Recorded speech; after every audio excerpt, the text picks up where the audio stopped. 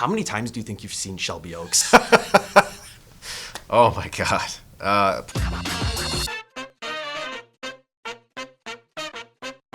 Chris, thank you so much for sharing your time with me, and congrats on Shelby Oaks. It's a great movie. Thank you. This movie premiered last year at Fantasia, and then when Neon bought it, you got to go do some reshoots and recut the movie. So I'm curious, between the original cut and then post reshoots and adding more scenes, how many times do you think you've seen Shelby Oaks? Oh my God. Probably at least 600 times, maybe. Being realistic, probably. 600? Probably somewhere in there, yeah. Is there a scene you're never getting sick of watching? I do love the prison scene. That's probably my favorite scene in the movie. Sure, it's amazing build-up, great sequence in general. Thank you. I also read online that you showed this movie to a lot of people in the horror industry, like Flanagan, David Sandberg, Beckin Woods, among others, and they all make amazing movies, especially Beckin Woods with Heretic. That movie deserves so much more love, and that they gave you feedback on it. I'm curious, what was the best piece of advice they gave you, and how did it affect the final version of the movie? Yeah, we went through like a friends and family screening process where we had everybody watch it and kind of get notes from everybody.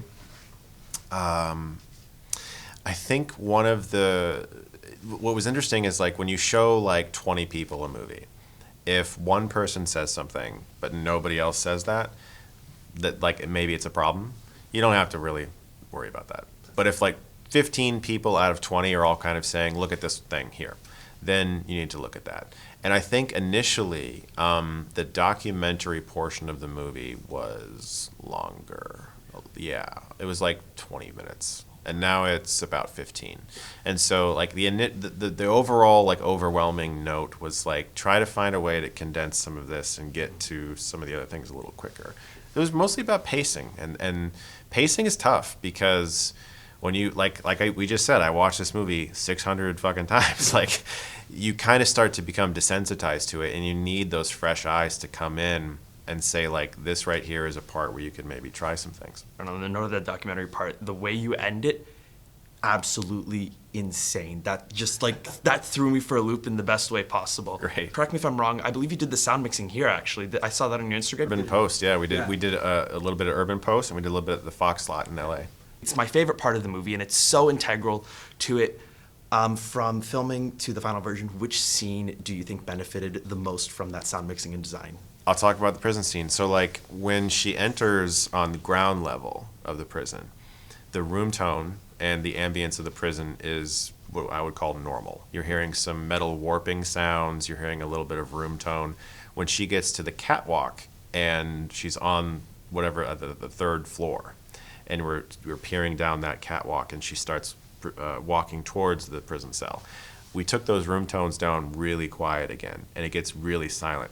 When she steps into the prison cell, we almost completely took the sound out. So all you hear is like the occasional footstep and a little bit of a shaky breath.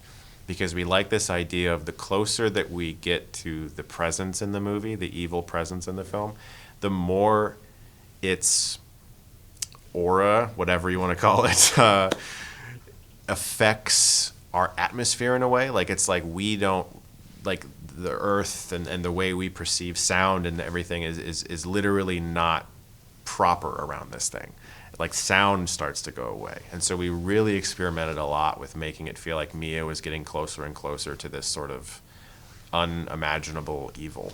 On a more personal note for me, beyond the content creation and journalism like I'm doing right now, I'm also studying media production. I'm graduating next year, and I kind of want to do what you do. You've parlayed content creation into making movies that get noticed by big distributors, and it's kind of what a lot of content creators thought was impossible until now. You have set the benchmark. It's amazing.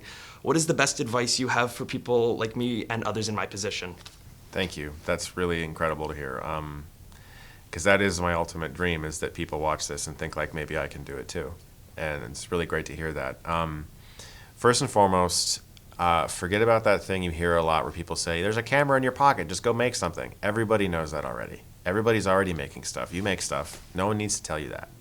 You need to, like what I did that was different, I think, is I knew what kinds of movies I wanted to make. Genre movies, horror, action, thriller, whatever. So I went to film festivals that specialized in that type of film. and with the goal of meeting producers who were there already, because their movies are in the festival, and they all wear badges that identify themselves: producer, industry, filmmaker, whatever. Get to know some of those people, network. That's how I got Shelby Oaks made, was I went to Fantastic Fest and I met a producer and we ended up making a movie together. But like, first and foremost, that I will say is the most important thing is never stop, literally. You're going to get a lot of opportunities too.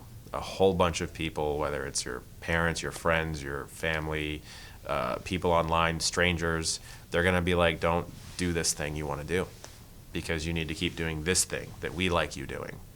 Do not listen to any of them. It's amazing advice. And just one more question before I go. I always love asking filmmakers this. What movie do you think would make a great double feature or companion piece with Shelby Oaks? Oh, wow. So actually, I'll tell you this. A buddy of mine, Dave Lawson, produced this movie that was at Tribeca this year called Man Finds Tape. It's a new film. It's not out yet, but I saw it, and him and I both agreed that if we should program it as a double feature. So it's called Man Finds Tape. Look for it when it comes out. Adding it to my letterbox watch list. Chris, thank you so much for sharing. So nice to meet you, man.